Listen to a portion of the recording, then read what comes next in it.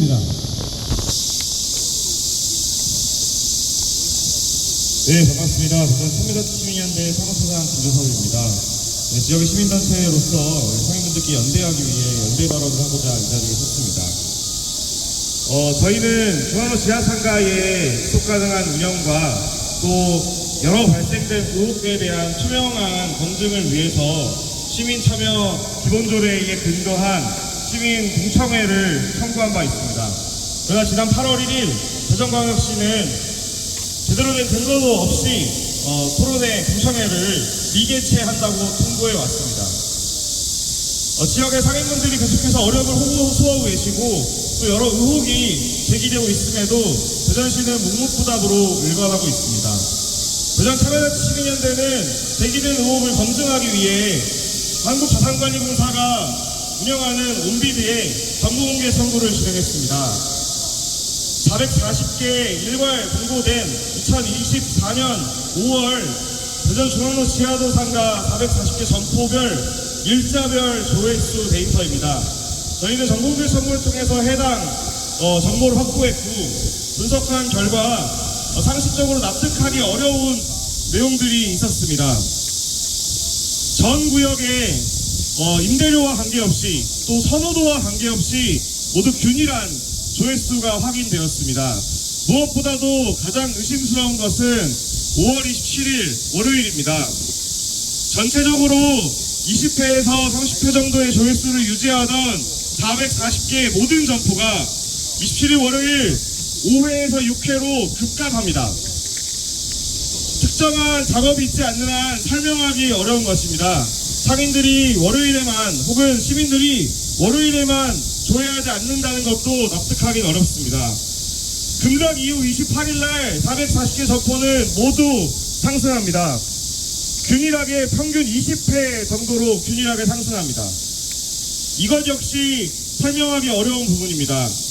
저희가 온비를 통해서 확인한 바에 따르면 해당 기간 동안 데이터나 전산상의 오류가 없었다는 것을 확인했습니다.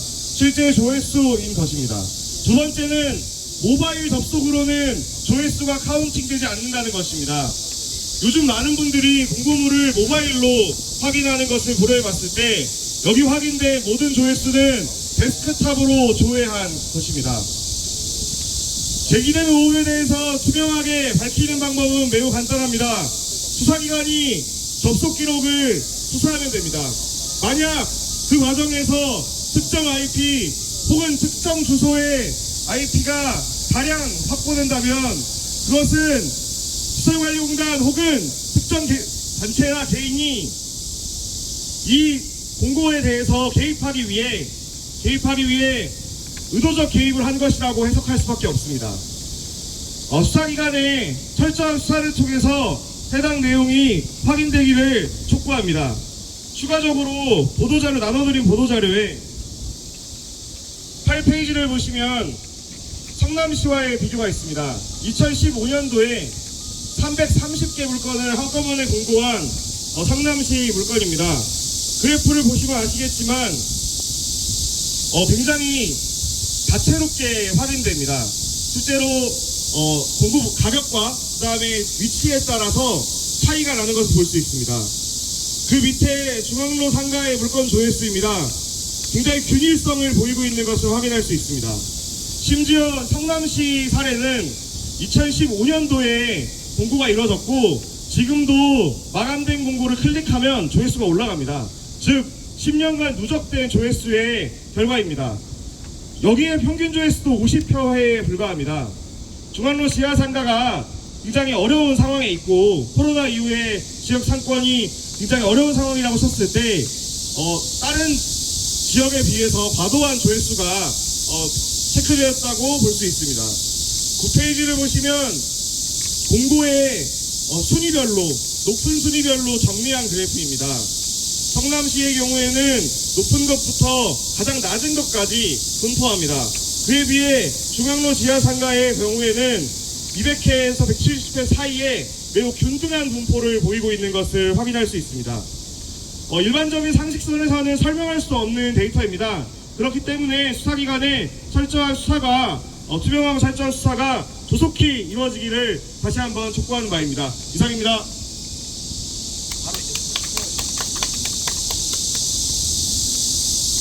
안녕하십니까. 저는 이승현 변호사입니다.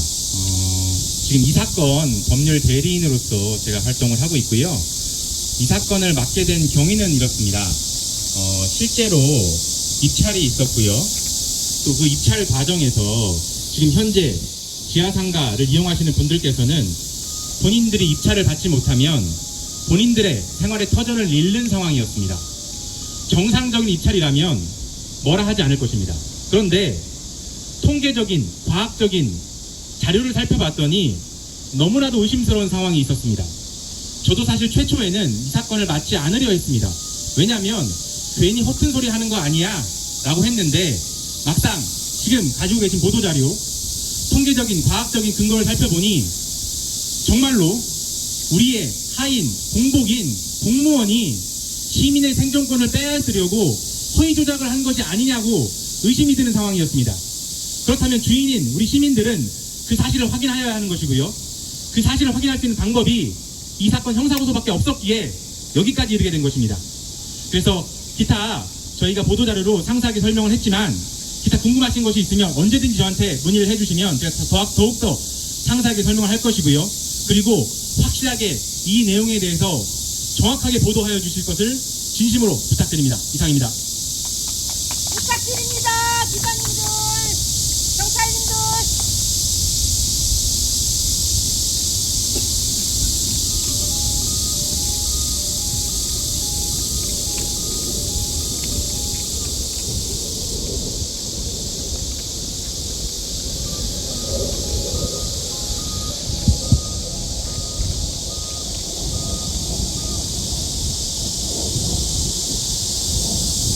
중앙로 지하상가 입찰 피해 상인 비상대책위원회 위원장을 맡고 있는 정인수입니다.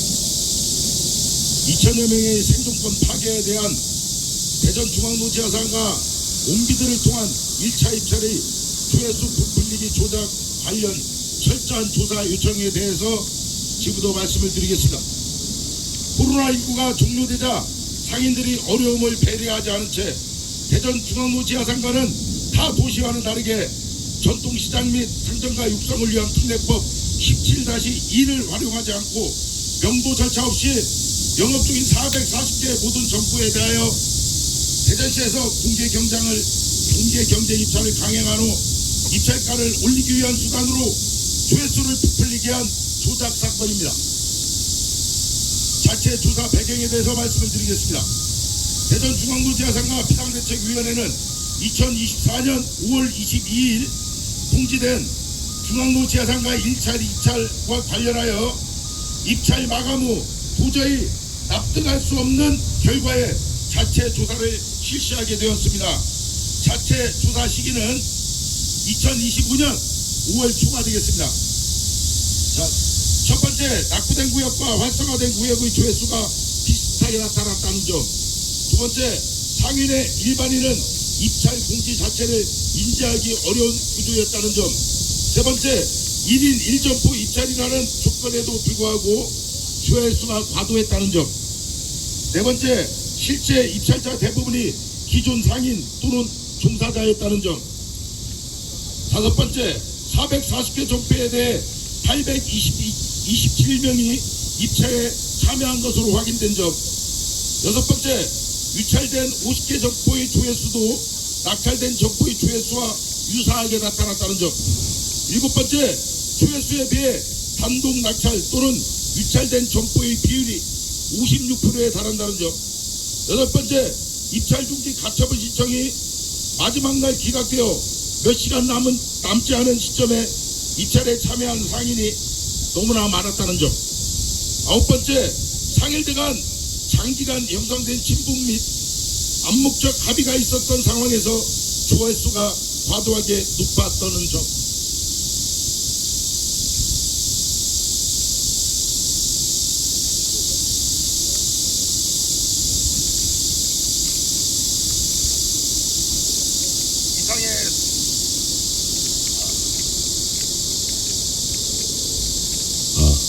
이상의 사례를 비추어 저희가 고소를 통한 수사 의뢰 요청하게 되었고 그 배경에 대해서 말씀을 드리겠습니다.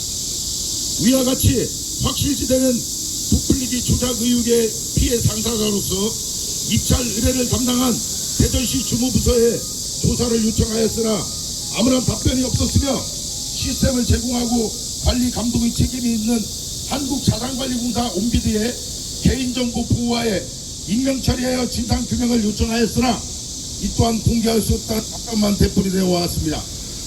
7월 4일 대통령 타운홀 미팅에서 조작이 사실이 아닐 경우 법적인 책임을 지겠다는 저의 발언 이후 지하상가 상인들의 억울함을 함께 도와주고 있던 대전 참여 자치시민연대를 통해 온비드에서 정보통신법에 적법되지 않는 선에서 조회수에 대한 상세한 정보가 전달되었습니다.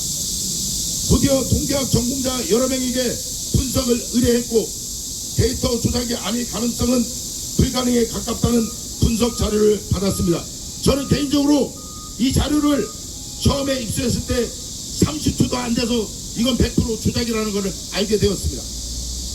이러한 점들을 종합할 때 조회수 조작 또는 인위적인 부풀리기 가능성이 제기되지 않을 수 없습니다. 따라서 온비드 시스템을 통한 공공자산 입찰의 투명성과 공정성 확보를 위하여 철저한 조사를 통해 진상을 밝혀 주시길 간곡히 부탁드립니다. 현재 많은 조회수에 놀라 본인이 영업하고 있는 매장을 빼앗길 수 있다는 두려움에 높은 입찰가로 낙찰을 받게 된 수많은 상인들은 말할 수 없는 어려움을 겪고 있으며 지금 이 순간에도 포기하는 상인이 늘어나고 있습니다. 더 이상의 피해를 막기 위해 신속한 조사가 이루어져야 할 것이며 온비드 서버가 열리는 순간 우리 모두는 놀라움을 금치 못할 것입니다. 21세기에 있을 수 없는 일을 목격하게 될 것이며 대전에서 벌어진 최악의 행정으로 2천여 명의 생존권을 파기한 전대미문의 사건으로 기록될 것입니다.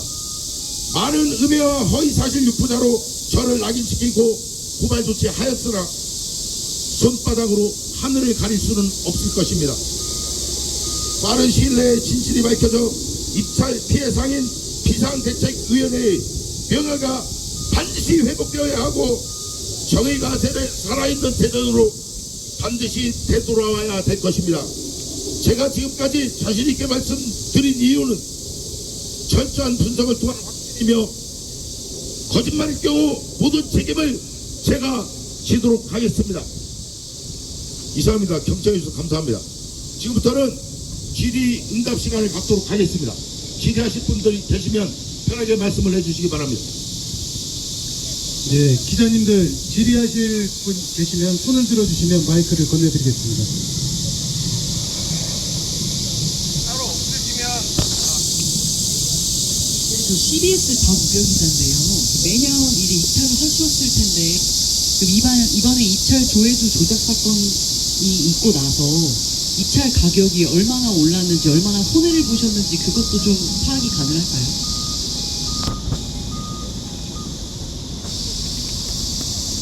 저희가 파악하기로는 1차 입찰 당시 약 이전 사용료의 230% 정도가 인상이 된 걸로 알고 있고요. 그 이후에 유찰된 점포에 대해서 7차 입찰까지 진행이 되었습니다. 얼마 남지 않은 매장을 입찰이 진행되다 보니까 거기는 더 많은 높은 입찰가가 되어서 저희가 예상하건대 현재 7차 입찰까지 마감한 시점에 약 280% 정도 예상하고 있습니다. 질문하실 분 있으면 말씀해 주십시오. 그리고 제가 이 자리에서 한 가지 더 말씀을 드리겠습니다. 2021년 역전 치아도상가 1차 입찰 진행할 때부터 저희가 수사를 할 겁니다. 최근까지 조회수를 조작했습니다. 이 부분도 제가 반드시 거짓일 경우에 제가 책임을 지겠습니다. 저희 정말로 억울합니다. 이렇게 공무원이 진정하겠습니다.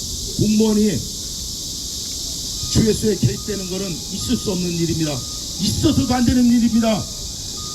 이것은 반드시 법적인 책임이 동반되는 것이기 때문에 반드시 책임이 따라야 된다고 생각합니다. 앞으로 그 부분에 대해서 조사가 끝난 이후에 저희 비대위에서는 철저하게 대응을 하도록 할 것입니다. 그 기자님들에게 추가적으로 한 가지만 안내드리면 지금도 온빌리에 마감된 1차 물건을 확인하실 수 있습니다. 실제로 좀 의심스러운 이유 중에 더 하나는 실제로 들어가시면 해당 물건의 번호에 따라서 이 지도에서 각자 확인을 해야 됩니다. 그래서 사실 내가 여러 점포에 관심이 있더라도 실제로 여러 점포의 조회수를 클릭할 만한 이유가 딱히 없습니다. 왜냐하면 가격과 위치는 리스트에 나오거든요. 근데 각 들어가 보면 똑같은 사진만 있습니다. 또 여기서 어디 체크가 되어 있거나 그런 게 아니에요. 실제로 번호를 내가 체크해야 합니다. 그래서 사실은 일부의 시민들이나 외부의 상인들이 관심이 있어서 클릭을 했다고 하더라도 440개가 균일하게 올라갈 만한 이유는 좀 찾기 어렵다는 점 다시 한번 말씀드립니다. 맞습니다. 더 질의사항 혹시 있으실까요? 조회수가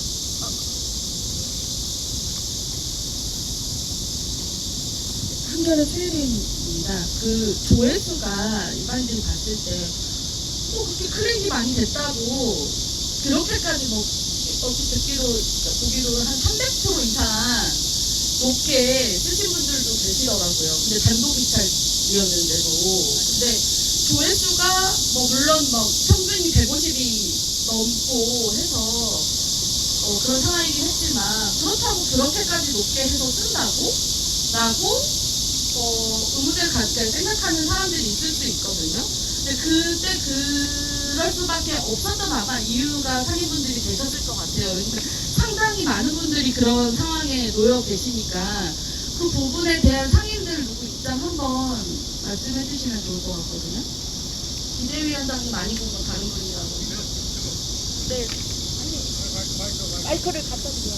마이크 갖다 드려. 아니 여기.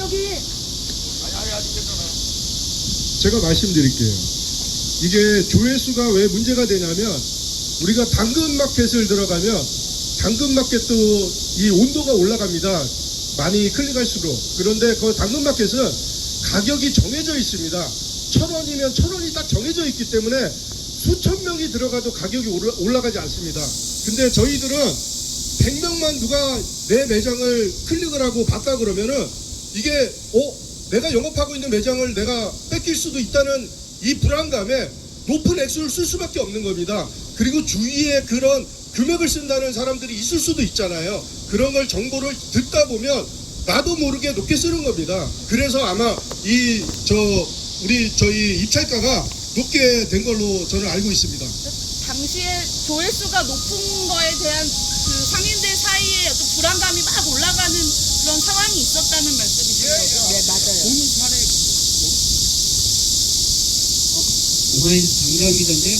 그렇게 일반적인 이야기가 하겠는데 본인 사례가 혹시 있으신 분 있으신가 했어요. 본인이 지금 어느 정도의 수준의 사용료를 냈는데 이 정도로 하게 됐다. 그 이유가 조회수 있었다 이러신 분 있으신가요?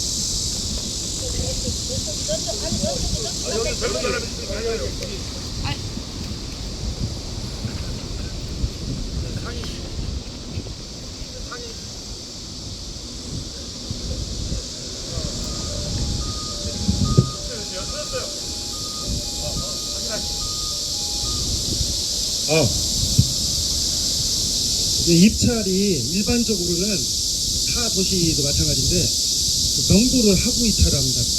보통 빈점포에 대해서 입찰을 하죠. 일반적으로는. 근데 저희는 되게 특이한 게 그냥 장사를 하는 상태에서 입찰을 했어요.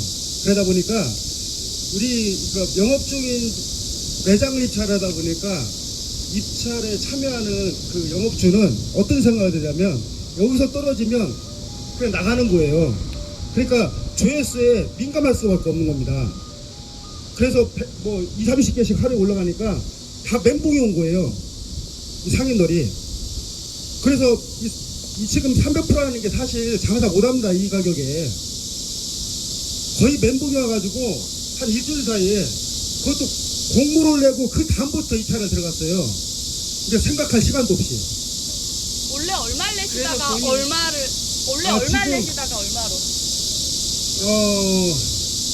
원래 한 180 정도 내다가 지금 한 380 정도 됩니다.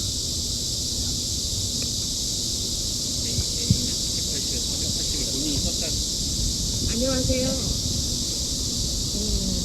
저는 지하상가가 시 물건이라는 것조차도 몰랐습니다. 시 물건이라는 거를 그것조차 모르고 21년도 12월에 그 물건을 샀습니다. 저 같은 경우는 샀어요. 일반 사람들이 이 물건을 지하상가의 부동산을 통해서 샀기 때문에 사고 나서 인테리어를 했고 2년 만에 2년 조금 넘은 상태에서 이 명도 절차를 당했는데요. 제가 230만 원짜리예요. 근데 2,100만 원입니다 지금. 낙찰이 2,100만 원에 된 거예요. 거의 1000%예요. 이걸 어떻게 감당합니까? 그리고 저 같은 경우는 2년 만에 낙찰이 떨어졌어요. 물건을 사고 인테리어를 한 가게가 이런 식으로 뺏겼는데 어디로 가야 됩니까? 그리고 이거를 어떻게 감당을 합니까? 낙찰가가 1000%가 넘었는데 이 낙찰가에 120%를 또 부과한다고 하니 이거를 우리 모든 사람들이 어떻게 감당을 합니까? 우리 가게 같은 경우는 메인이 아니에요. 메인이 아닌데도 그렇게 1000%예요. 근데 중앙에 있는 분들은 얼마나 높겠습니까?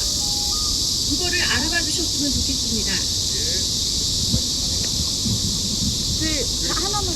근데 법적인 질문이 없으시면 대표 고소인과 변호인분들은 들어가서 접수를 좀 하고요. 상인분들에 대한 질문은 추가로 받도록 하겠습니다. 그러면 대표 고소하실 분들은 먼저 들어가시면 되겠습니다. 네, 또 질문 있으면 말씀해 주십시오. 높아